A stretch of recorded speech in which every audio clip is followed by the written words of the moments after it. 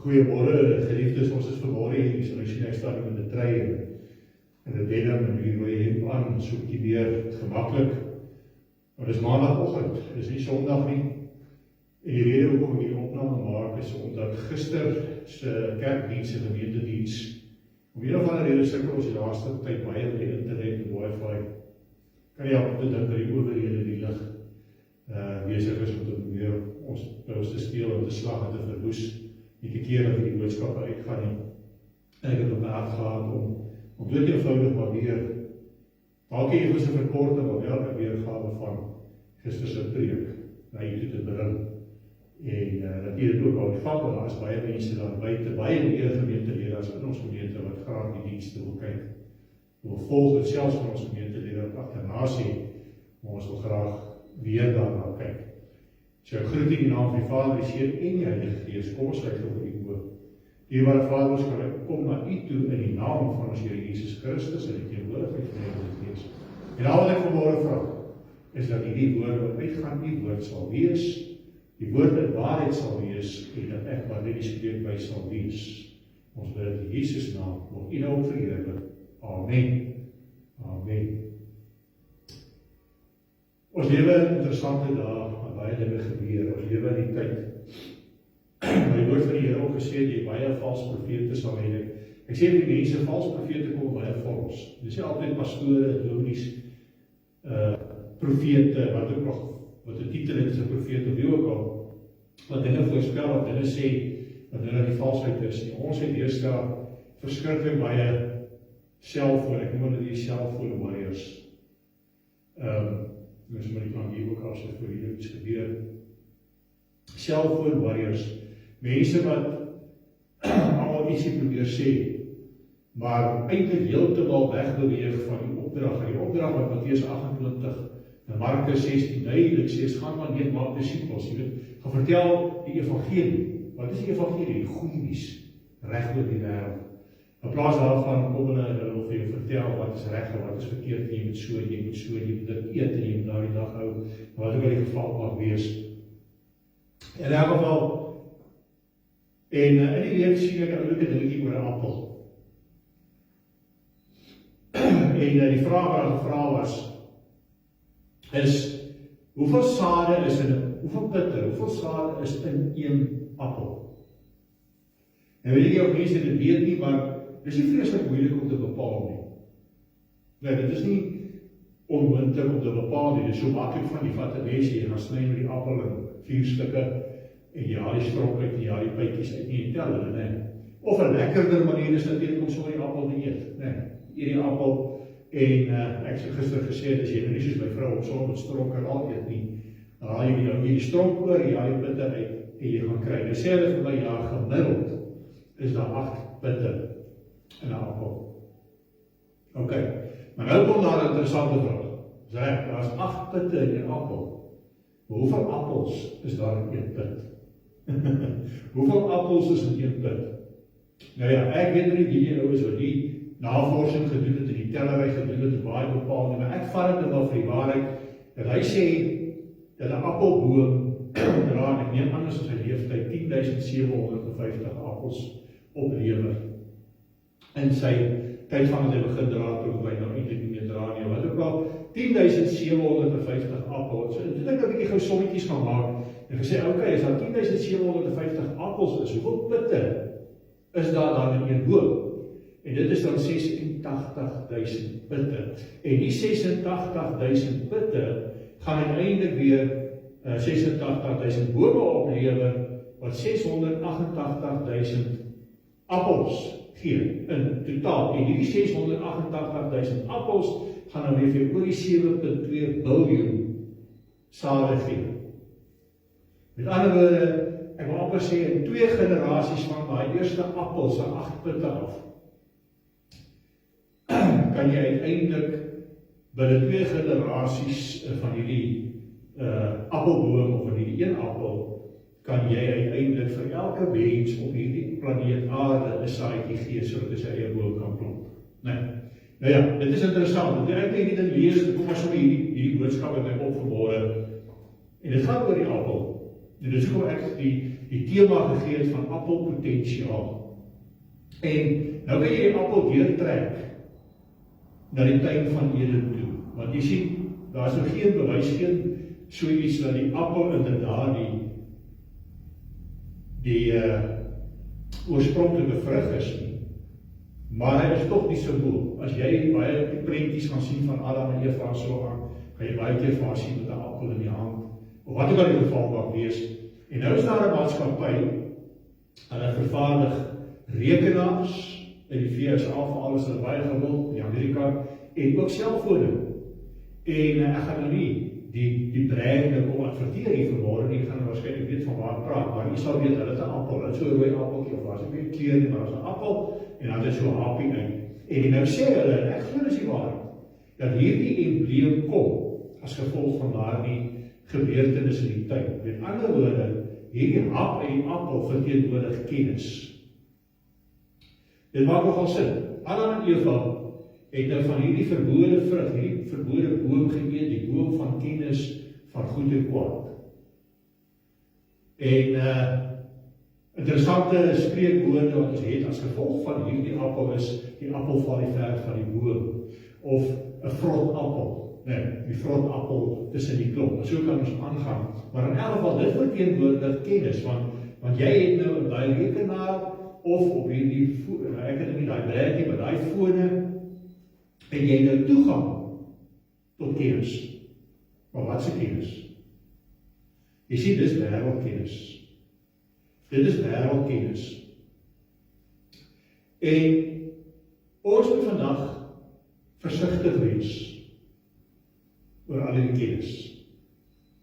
Oor wêreldkennis bo die kennis van God. Paulus waarsku ons, hy praat hier in 1 Korintiërs 1, sommer af van die 1 Korintiërs 1, 2, 3, 1, 8, en so kan ek maar 1 Korintiërs 1, lees ons nou hierso,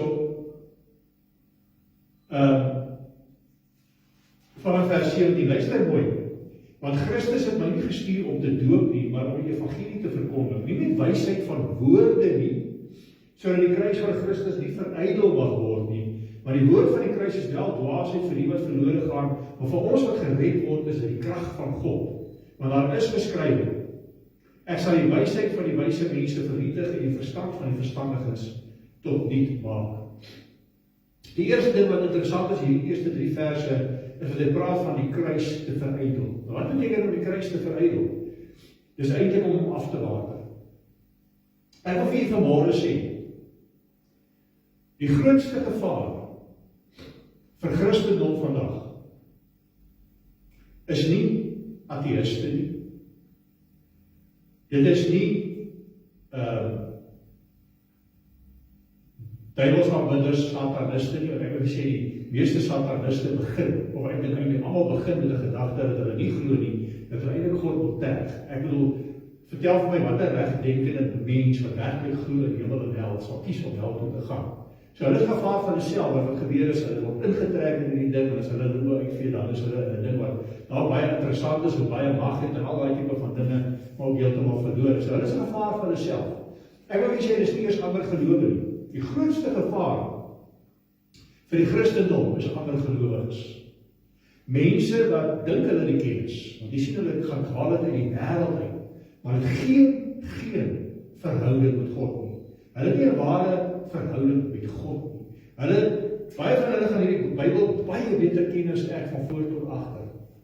Met ander woorde, hulle verhouding met die letters, ons praat altyd van die logos woord. Hulle het 'n verhouding met die logos, maar nie rema nie, want hulle het nie verhouding met die skrywer nie. En nou verydel hulle, bedoel dit nie, hulle glo die kruis, maar eintlik met godsdienst. Wat is godsdienst? Godsdienst is wanneer ek gaan in plus 1. Ek sê altyd is plus 1. Dit kan ook wees Jesus plus 1 of die wette plus Jesus. Met ander woorde, hy is so af en toe. As hy sy spaarwiel in die kar se agterkatterbak wat jy dan uitdruk, as ek dalk my voet stap. Terwyl Christendom is, ek sit hom agter die stuur, want ek gaan my voet stap. Ek het reeds my voet gestap en ek gaan my voet stap. En hy het gesê, ek is die weg, die waarheid, niemand kom na die Vader behalwe deur my nie. Johannes 14 vers 6. Ek lees gou vir julle verder hierso. En dan sê hy in vers 20, waar bly die wyse? Waarby die skrifgeleerde, waar die redetwister van hierdie eeu, het God nie die wysheid van hierdie wêreld dwaas gemaak nie. As hy so praat van die redetwister, is my so interessant. Nou as jy baie te doen het met Christendom, dan gaan jy te doen kry met daar's net logaritmes op Facebook en daai goede wat maak dat as jy dit in 'n sekere ding belangstel, dan word jy baie gepeper met daai tipe van plasings. En dan gaan jy baie dinge kry oor Christendom of wat met godsdienst te doen het. En jy gaan sien hoe baie redetwis is daar, hoe baie moet daar getwis oor dinge wat eintlik nie belangrik is. In plaas van dat ons mekaar vertel van Jesus en van die kosbaarheid van Jesus en die kosbaarheid van sy bloed, met ander woorde, wanneer ons eintlik wil verhef, die kruis verhef, in plaas van om dit te verydel. En verydel beteken om af te water. Nee, in plaas van om te verhef, wil mense stryd oor allerlei dinge. Hulle wil stryd oor dae, oor feeste, oor name, en so gaan dit aan.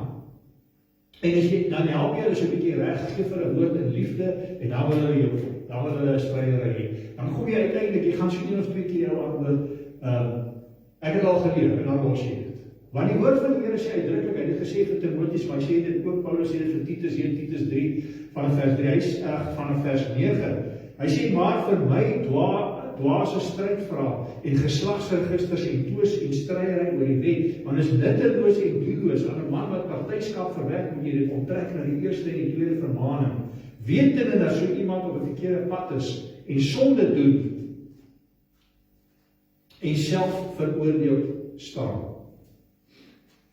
Dit het gebeur. Ek dink in 1 Timoteus 6 van vers 3, luister gou hierso, hy sê, as iemand iets anders leer, en nie instem met die gesonde woorde van ons Here Jesus Christus, en met die leer wat volgens die godsaligheid is nie, die is verwaand en verstaan niks.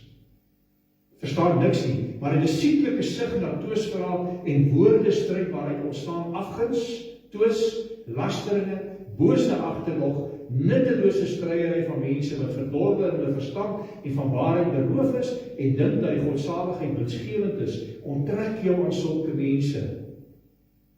Onttrek jou aan sulke mense. Met ander woorde, jy het nie 'n verpligting om aan te gaan met hierdie stryery nie. Want jy sien, hierdie mense werk eintlik vir die duiwel, baie van hulle besef dit nie eers nie. Maar hulle veroorsaak dat mense twyfel, dat hulle voetstap, dat hulle wankel. Want jy sien, ons sê altyd, jy is die kop. As jy 'n kind is van die Here, is jy die kop en jy is nie die ster. En die kop moet die ster rots, maar hierdie mense wat nie vir hulle is die ster. Hulle is wat rigting gegee moet word. Maar nou kom hulle en hulle swaai die kop op. Hulle swaai sommer die hele lyf op. Nee, ons versigtig wees daarop. Terug by 1 Korintiërs 1 vers 1, hy het nou gelees vers 20. Hy sê, want die wysheid van hierdie wêreld dwaas word. Vers 21, want aangesien in die wysheid van God die wêreld deur die wysheid van God nie geken het nie, het dit God behaag om deur die dwaasheid van die prediking die wat glo te red. Want die Jode vra 'n teken en die Grieke soek wysheid. Hoor mooi, die Jode soek gedurig tekens en baie ander mense, die Grieke soek wysheid. Ek dink as jy in Griekeland en Athene kom, gaan jy baie beelde sien, jy gaan baie beelde sien as een van die denke en so en filosofie. Nou sê ek die filosofie is oor die algemeen verkeerd nie, want ons doen selfs grade, PhD's, doktoraat in filosofie en so, maar ons baseer dit natuurlik op die waarheid, maar baie wat kom met eie kennis wil versprei. Jy wil glo in mense kennis, hulle wil wysheid hê, maar dit is wat die boom, die oorspronklike sonde is, daai soeke na wysheid, en wat die ware wysheid, wat Paulus eintlik probeer sê, die ware wysheid is om eenvoudig te wees en op God te vertrou. Hy sê, maar vir die wat geroep is, Jode sowel as Grieke, Christus, die krag van God en die wysheid van God. Want wat dwaas is by God is wyser as die mense, en wat swak is by God is sterker as mense. Hoor julle dit, sien julle dit? Net in hierdie week het ek dit gekry met 'n paar voorbeelde, en ek gaan nou terwille van hierdie heruitsending wat ek amper sê, dit nie te lank hou nie. Maar mense wat dinge plaas, baie van hulle is mense wat sê hulle is godsmense, dan plaas hulle dinge. Een van die dinge is, ek het reeds gesê, hulle gaan feeste vir jou voorhou, hulle gaan jou vertel, nee, maar jy is nie kind van die Here nie. Want jy vier die feeste en die Sabbat nie. Hulle gaan sê nee, maar jy eet die verkeerde eetgewoontes. Ek het net in die week gesien wat mense kom en sê, as jy pastoor nie vir jou leer in hierdie feeste, hierdie dae hou nie, dan moet jy die kerk verlaat. As hulle vir jou vertel wat jy mag eet, mag drink, wat jy moet los nie, dan moet jy die kerk verlaat. Hulle gee nie vir die volle woord nie. Jy sien, met ander woorde, ek sê nie vir jou, as jy daai nou 'n kreef eet of jy eet nou varkvleis of wat ook al so aan, die pastoor nie dit praat nie, dan is hy 'n valse profeet. Nee, hulle is die valses. Jy sien, hulle wil die woord. Hulle sê ons verkondig nie die volle woord nie. Ek wil sê ons verkondig die evangelie. Die res van die woord is ons te wys wat sonde en swakheid is, maar as jy eers 'n verhouding met die Here, kan niemand jou laat wankel nie. Ek gaan nou terugkom na daarna toe. Maar dit is die tipe goed, maar dit is nog nie eers die ergste nie. Dan kry jy 'n ou wat kom en hy wys vir jou, dan kom hulle by die geroepenis.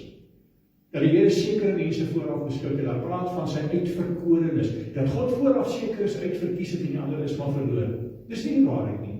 As jy eers 'n verhouding met die Here het en die woord regtig verstaan en lees, dan sê jy lees die Here sê hy wil hê niemand moet verlore gaan. Maar hy is profeties.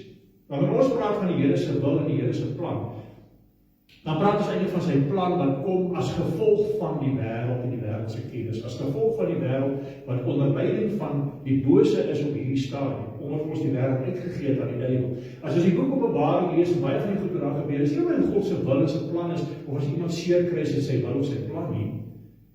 Hy profeteer dit, want dit is wat gaan gebeur. Hy sien die toekoms, dis wat profesie is. Hy profeteer presies wat gaan gebeur. En daarom is daar dinge wat gebeur, dit is nie te sê dit is sy plan gewees. En daarom weet hy wie gered gaan wees, as hy daai saadjie geplant word in die moederskoot, daai siel in die skoot sit, dan weet hy, hierdie siel gaan eendag sy hart vir my gee. Hy gaan eendag my kies. Ek sal hom red. Maar die ander een, al gee ek hom 200 jaar, hy gaan nooit sy hart vir my gee. Dis ook baie mense die dom stel. Die woord van die Here sê, ons sê altyd, die Here het jou tyd vooraf bepaal. Ek sê vir jou, die Here het jou tyd vooraf bepaal, en dit staan in Matteus 90 vers 10, wat sê, ek gee vir jou 70 tot 80 jaar. Party is gelukkig gekry langer jare, as gevolg van seëninge, wat ook al die geval mag wees, maar as gevolg van die goddeloosheid is daar ander wat voortydig sterf. Prediker 7 vers 17 sê, leef nie al te goddeloos nie, waarom sal jy voortydig sterf? So mense sterf voortydig, baie keer wees hulle eie goddeloosheid, baie keer wees die goddeloosheid van die wêreld, is jy maar net 'n slagoffer. Maar ek wil vir jou sê, as die Here weet, hy kan jou siel gaan gered word, as jy nie reeds gered is, die gaan hy jou bewaar. Met ander woorde, baie mense sterf jonk, en mense weet nie dat hulle daar ontmoeting met die Here gehad, net voor hulle gesterf het nie. Soos daai man in die kruis. Maar daar is baie wat wel verlore gaan, maar die Here weet vooraf, ek kan hierdie siel kan ek 200-300 jaar gee, ek gaan met jou af vir my, ek weet dit vooruit. Die Here weet dit nie. En dan kry jy geval, en ek is 'n voorbeeld van 'n man wat al 3 keer in sy lewe definitief moes dood wees, en ek weet God het ingetree. Die eerste keer was ek in die lugmag jonk gewees, nog 19 jaar oud, waar ek in 'n motor moes gery het, saam met 3 ander instrukteurs na 'n plek toe, na funksie toe, en as ons terugkom, en ek raak oggend verslaap. En uiteindelik het daai vriend dit nooit gemaak nie. Hulle karretjie in 'n boom vasgery, daai karretjie was om die boom gevou gewees, almal op slag dood. Ek sou definitief bereid gewees het. Ander geval weer wat ek die wind, die gelyk jy weer oor hoor verbyvlieg het, en toe die skoot van die koel wat my eintlik moes getref het. En so kan ek voorbeelde doen, want ek weet, die Here my bewaar, gesê, hierdie ou moet eintlik, daar's 'n aanslag op sy lewe. Maar ek bewaar, want ek weet, ek gaan sy hart eendag vir my gee. Min weet ek, geweet ook, nie net gaan ek my hart met God gee, ten volle nie, maar ek gaan nog in die bediening staan ook. Die Here het 'n plan met my, kan my gebruik. Goed. So daai is 'n leen van geroepenis of uitverkorenes. As die Here praat van sy uitverkorenes, dan praat hy van hulle is uitverkies as gevolg van profesie, omdat hy weet, hulle gaan sy hulle harte vol gee. Maar dan nog erger, sien ek 'n beeld nou op weer in die week, van een is 'n kerk, en dan mense wat in 'n kring sit, en hulle is besig om te bid. Dan staan in die kerk, this is not church, en dan onder this is church. En eintlik van die duiwel die waarheid. Maar die kerk is nie gebou nie, die kerk is van binne aangaan. Maar die skep die indruk, dat daai church, ons weet nie wat binne in aangaan nie. En onmiddellik word mense ontmoedig. En ek sê altyd vir mense, onthou, daar is jou persoonlike tyd met God, daar is jou tyd saam met jou familie en jou huis met God, daar is selgroepe, daar is al daardie van mense wat reeds kinders van die Here is, wat beloof en prys en aanbid en so aan. Maar die kerk is die liggaam van Christus, die bruid van Christus, en dit sluit daai mense in, maar dit sluit ook nog daai siele wat nog nie ingekom het nie. En is daar nie 'n kerk met 'n oop deur is nie, waar hulle kan gaan soek vir hulle heil nie. Waar gaan hulle dit vind? Die vyand wil nie hê die liggaam moet volledig wees nie, daarom moet die kerk dit toemaak. Daarom is alreeds, soos ek gesê het, ons finansies, my en my vrou se finansies is heeltemal aangeval. Ons lewe van dag tot dag, ons lewe van gebed tot gebed. Hierdie kerk se finansies is met die helfte gesny. Vir groot kerke kan nog oorleef. Hierdie kerk lewe baie keer uit my en my vrou se finansies uit, wat ons sal nie toemaak nie. Ons liggame word aangeval. So kan dit aangaan.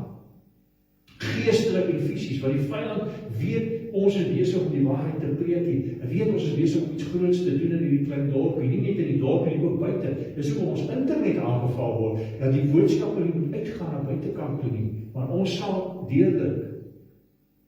Die aanvalle is daar.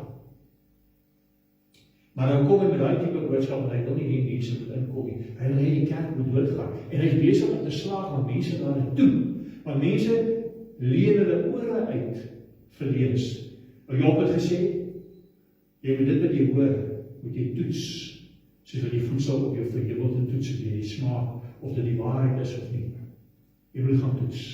Maar dan word mense ontmoedig, gaan nie by die kerk toe nie. Of mense wat gered is, gaan ook nie kerk toe nie, maar eintlik het hulle 'n rol om te speel. Die woord van die Here het nie gesê, hoor, bly dan bid by my, hou net vas aan my, en dis 'n geslote groepie, jy is nie 'n geslote groepie. Dis wat die godsdienstiges doen, dis wat sektes doen. Nee, die Here het gesê, gaan dan heen, maak disippels. Ons moet uitgaan en ons moet mense inkry. Dis wat ons moet doen.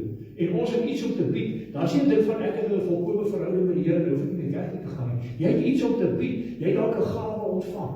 Jy het dalk vir iemand wat jy kan bid, vir iemand 'n woord, of iemand wat net jou lewe sien en sê, maar ek wil so wees. Ek wil ook hê wat daai persoon het. Dis wat kerk is.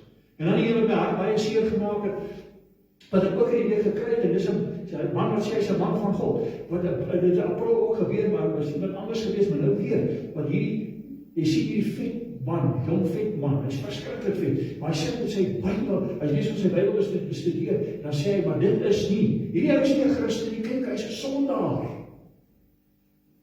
En my antwoord was gewees, sjoe, my vriend, jy het sopas doodgeslaan, jy het sopas gesteel, is dit nie sonde nie?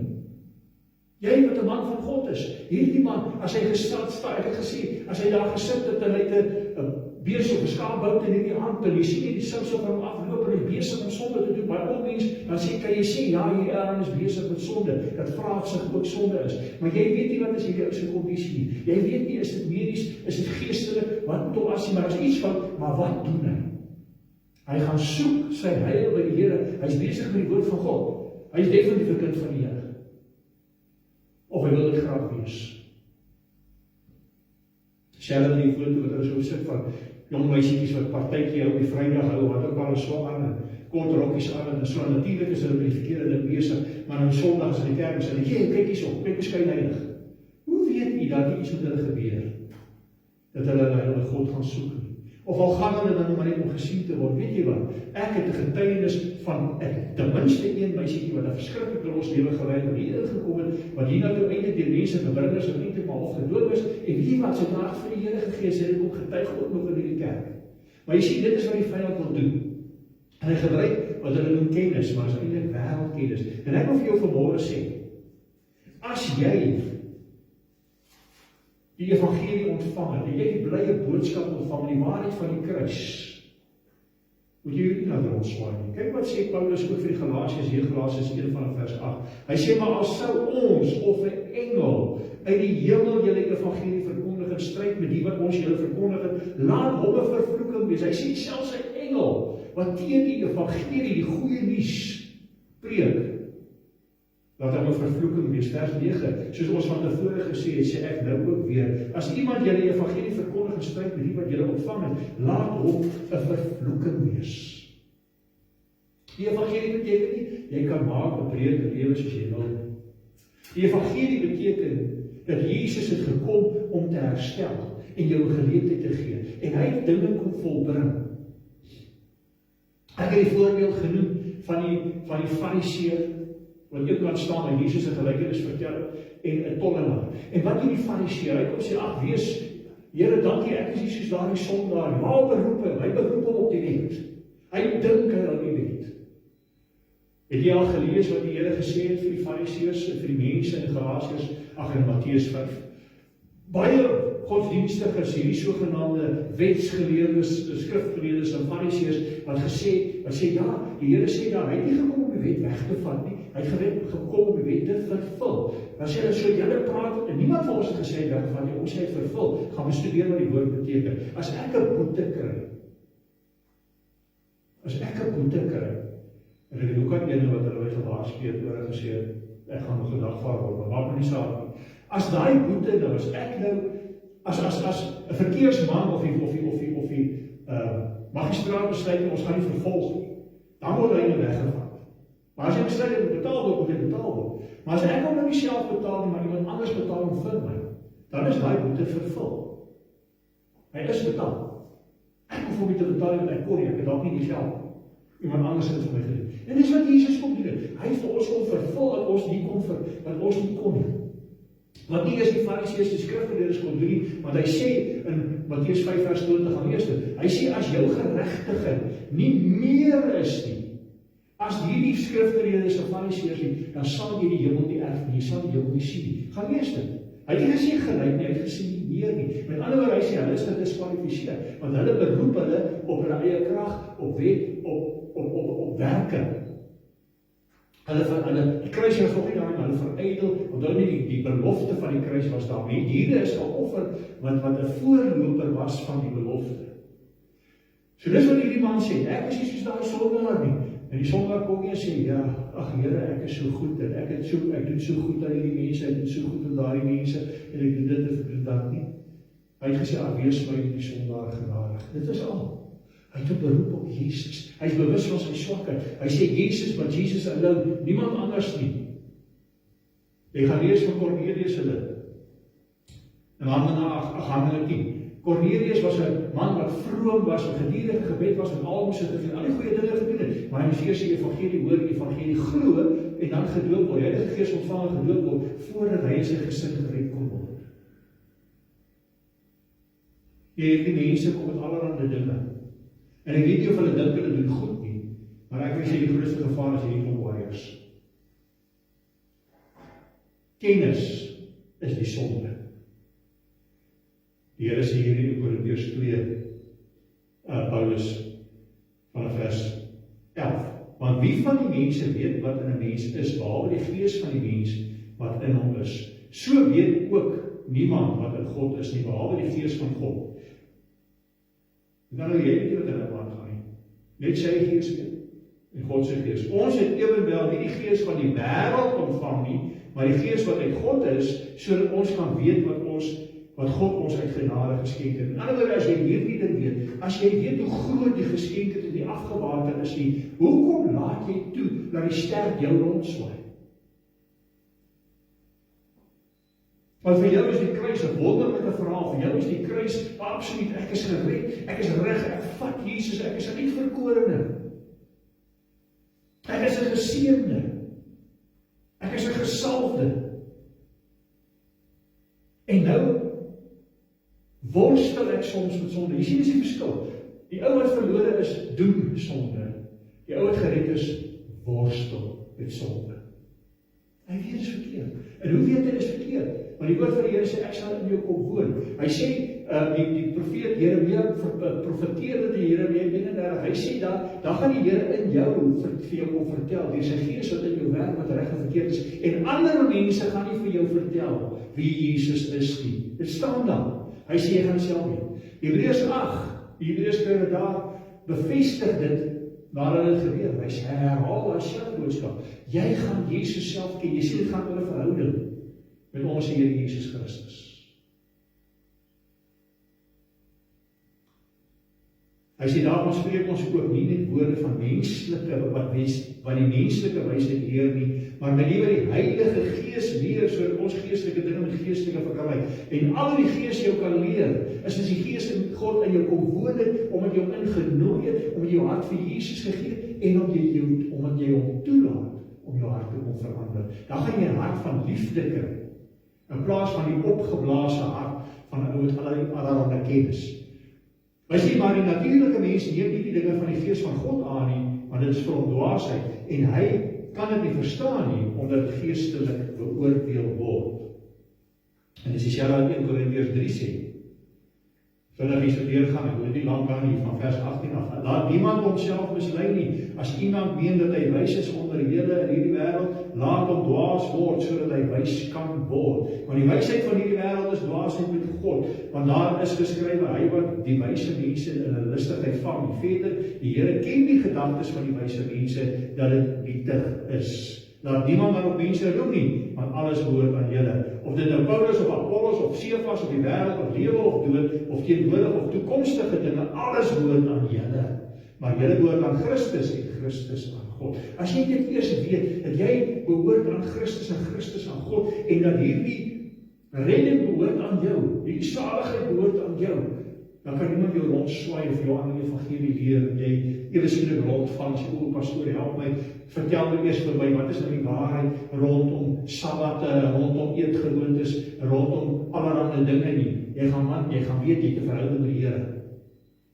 Want jy sien, dan koms, dis waar jy weer vier, as jy ook nie verstaan nie, as jy nog nie daar is, jy sal nie verstaan nie, want jy gaan as jy ook nie ons verstaan, want daar is sekere ceremoniële wette wat Jesus vervul het, en die morele wette, eintlik het hy dit ook vervul, maar dit beteken nie, ons mag nou hier sondes doen, want al die dinge bly sonde. Onder andere sê daar, eer die Sabbat.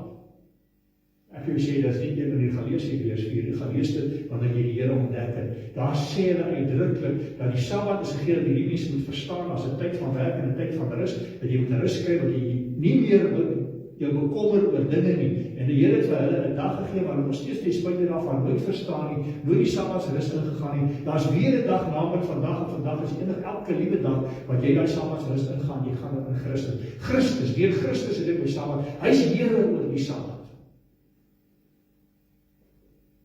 Wysheid van wyse mense, laaste teks dat ek het gehoor allemaal vir jou, die tweede laaste, weet nie, kyk gou die 1 Korintiërs 8, die tweede deel van vers 1 tot en met vers 3, wat sê die kennis maak opgeblaas, ek dink ek het dit nou gesê, die kennis maak opgeblaas, maar die liefde stig.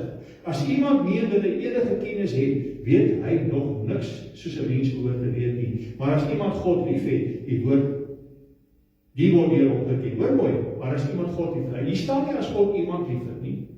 Ek het seker uitverkorig dat jy sê, as iemand God lief het.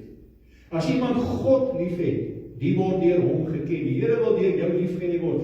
Psalm 91, vers 14. Omdat hy my lief het, sê God, daarom sal ek hom red. Ek sal hom beskerm, omdat hy my naam ken. En die naam van die Here is nie daai wat nog mense onderskryf wat is die korrekte naam nie. Hy sê uitdruklik, ek is wat ek is. Hy sê, ek is jou skepper, ek is jou onderhouer, ek is die een wat genees, ek is die een wat die banier is, wat die rigtingwyser is. En so kan ek aangaan met alles wat God is, want jy sien, hy sê, daar is soveel dinge in my naam, dat ek jou nie 'n naam kan gee nie. My naam is ek is. En die vyand wil dit nie hoor nie, en hy wil hê jy moet weet nie. En dis ook ons maar net eenvoudig HVH, waarby eenvoudig vertaal het met hoofletters HERE, Here, en daar soveel daarin vasgevang. Omdat hy my soek, omdat hy my lief het, omdat hy my naam ken. Daarom sal ek opreed, sê die Here. Glooi dit, waarom dat jy moet rondswaai. Iemand profeteer vir ons in die week wat nie met ons omstandighede ken nie. Psalm 91 is spesifiek die woorde vers 10 en 11 wat sê, geen onheil sal jou tref en geen plaag naby jou tent kom nie, want hy sal sy engele aangaande jou bevel gee om jou te bewaar op al jou weë. Ek wil graag afsluit hier Psalm 91 net so vinnig met jou deur te werk. Daar is soveel meer in die boodskap gewees en so aan, maar ek wil dit kort hou. Ek wil vir jou sê, hy wat in die skuilplek van die Allerhoogste sit, sal vandag in die skadu van die Almagtige. Hier staan twee name van God, Allerhoogste en Almagtige. Ek sal tot die Here sê, my toevlug en my bergvesting, my God op wie ek vertrou. Hy is jou toevlug, hy is jou bergvesting, alles in sy naam. Want hy is dit wat jou sal red uit die net van die voëlvanger, van die verderflike pes. Hy sal jou dek met sy vlerke en onder sy vleuels sal jy skuil. Sy trou is 'n skild en 'n pantser. Jy hoef nie te vrees vir die skrik van die nag, vir die pyl wat bedags vlieg nie. Al val daar 1000 aan jou sy en 10.000 aan jou regterhand, na jou sal dit nie aankom nie. Net by jou oë sal jy sien en aanskou en die vergelding van die goddelose sien. Een van sy name is, as ek verlede week gepraat het van Gemola, wat beteken hy is die een wat vergeld. Een van sy name. Want U, Here, is my toevlug, die Allerhoogste het jou beskikbaar gemaak. Geen onheil sal jou tref en geen plaag na jou tent kom nie, want hy sal sy engele aangaande jou bevel gee om jou te bewaar op al jou weë. Hoekom? Want hy is Here van die leerskare. Die leerskare is die leer van die engele. Hy is die Here oor hulle. Hy sal jou hulle sal jou op die hande dra sodat jy jou voet nie teen 'n klip sal stamp nie. Op die leeu en die ander sal jy trap, die jong leeu en die slang vertrap, omdat hy my liefhet. Omdat hy my liefhet, sê God. Daarom sal ek oorred, ek sal hom beskerm, omdat hy my naam ken. Hy sal my aanroep en ek sal hom verhoor, en die dood sal ek by hom wees. Ek sal hom uitred en leer en aan hom gee, verskoot hom net. Ek het so even sy neus vanmorgen. Hy sê, ek lees gou weer vir jou. Hy sal my aanroep en ek sal hom verhoor. In die nood sal ek by hom wees, ek sal hom uitred en leer en aan hom gee, en eer aan hom gee.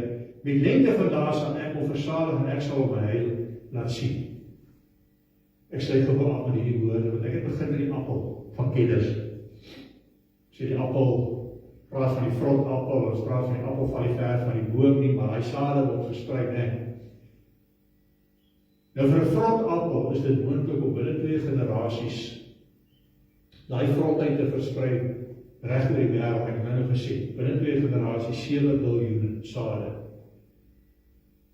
Maar die appel het ook die potensiaal, positiewe potensiaal. As jy daai appel is, jy afsade, en jy die potensiaal om die woord van die Here op ten minste binne 2 generasies. Met ander woorde, as jy nou 8 mense vertel, hulle gaan verder aan, om binne 2 generasies die woord van die Here uit te bring by elke mens op hierdie planeet. En dis wat die vyand nie wil hê nie. Dis wat die vyand nie wil hê nie. Hy wil dit keer. Nou, ek weet nie almal wat jy die woord gaan verkondig of wie jy wys, gaan noodwendig altyd vat nie, maar as net een van die 8, as net een gemeente, of een saadjie is 'n gemeente, of een appel, as die appel 'n gemeente verteenwoordig, dink nie wat kan gebeur. Is dit nie wonderlik nie? Is dit nie wonderlik nie? Ek wil u vra vanmôre, ek wil daarmee afsluit, ek wil u ook vra om hierdie gemeente te ondersteun. As die Here op jou hart lê om te ondersteun, want u finansies gaan ook ver. Ons het ook nodig. Ek bedoel, ons staan in die nagte op. Ons moet 'n ry na plekke toe. Ons moet die plek onderhou. Ons moet die woord uitkry. So gaan dit aan. Ek wil net hier afsluit. Ek sien jou Korintiërs 9 vers 13 en 14. Luister wat sê Paulus hier. Hy sê, weet julle nie dat die wat met die heilige dinge werk, uit die heiligdom eet nie, en dat die wat met die altaar besig is, met die altaar deel nie. So het die Here ook vir die wat die evangelie verkondig bepaal dat hulle van die evangelie moet lewe. Ek vra vir u om ons ook daar te ondersteun. Seën vir julle. Ek vra Here Jesus Christus, seën elkeen wat hier kyk, moet bewaar vir hulle. In Jesus naam. Amen en amen.